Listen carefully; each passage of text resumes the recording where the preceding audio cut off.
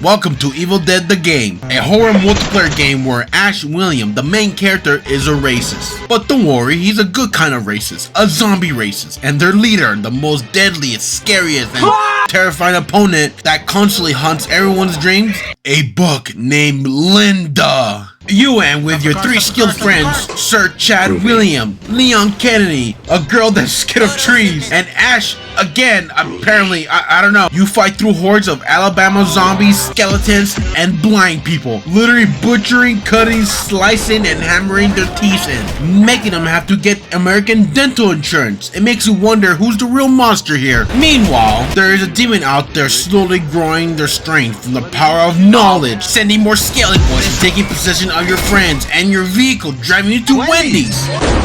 Will you be dead by daylight or survive the Evil Dead?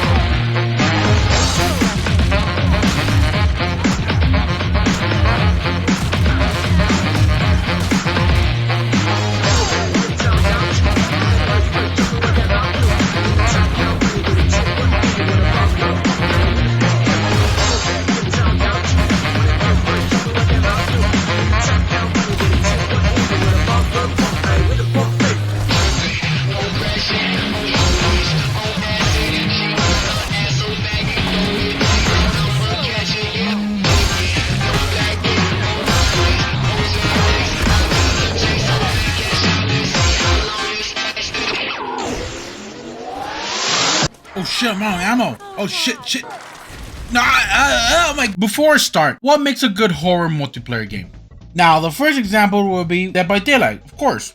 Because that's the only successful horror multiplayer game that's out there. It's freaking doo-doo. Don't get me wrong, the game is great, but it's like if you haven't eaten for weeks and the Dead by Daylight creators came up to you and offered you a sandwich. But you have to gargle his nuts for it, and any other good stuff to find are in the trash pile.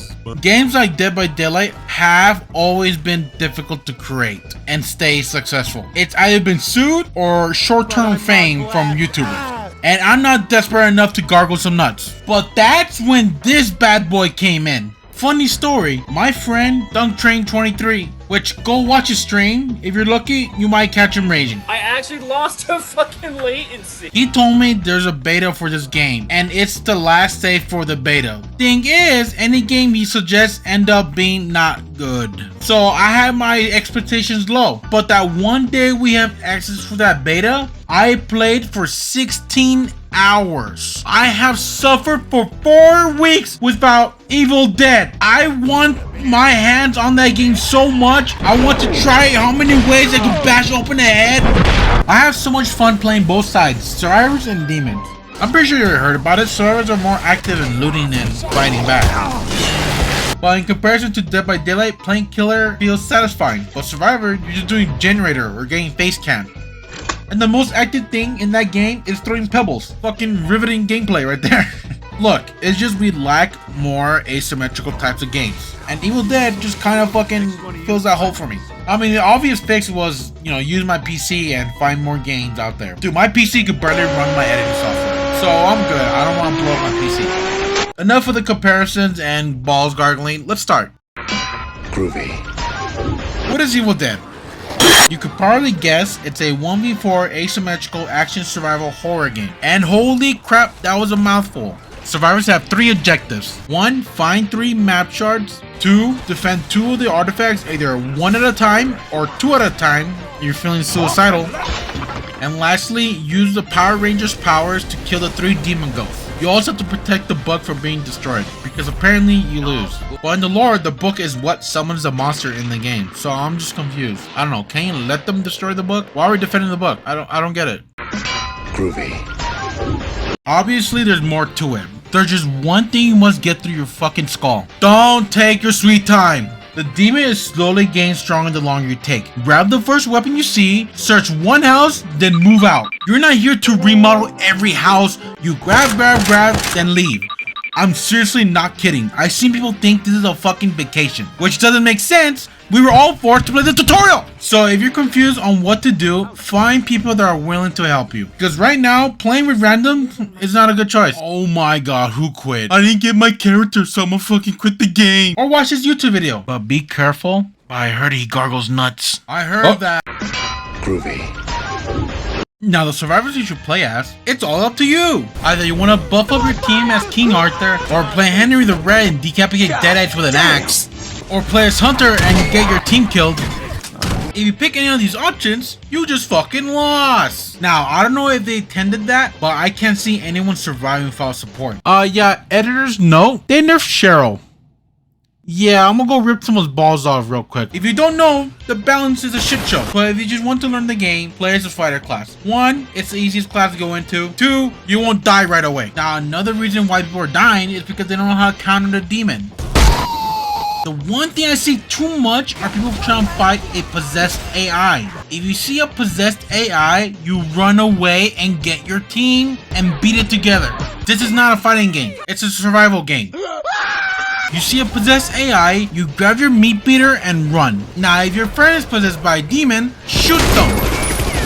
No, I'm not exaggerating. You don't call a priest, you shoot your own friend. Why? To exercise them, of course. If I ever saw my friends possessed in real life, I will beat the ever-living shit out of him, and he will be thanking me for saving his life. Another thing to watch out for are the traps, the demon places. Now, I'm not saying you're blind, just stupid. Okay, I'm just saying the traps are pretty obvious. Look, if you're struggling with the traps, just run this character. He negates traps, and he could also disable them. You could also dodge the traps if you just run into them. You still get the fear, but you ignore the damage. The chest traps are unavoidable, so prepare to take damage. Is that a hand?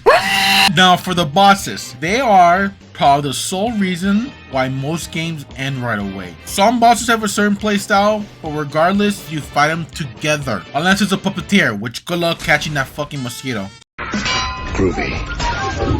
Demon choices are Evil Ash, Puppeteer, and oh my god, what the fuck is that? Once you start the match, find them. Be the most annoying mosquito you could possibly be. Go up on them, hit them, scare them, become vegan, doesn't matter. If it sounds like I'm rushing the video, I'm not. Editing is fun. It's just the goal is pretty simple. Unless you run into a 4-stack, which you might lose. Apart from that, the rest are just monkey brain survivors.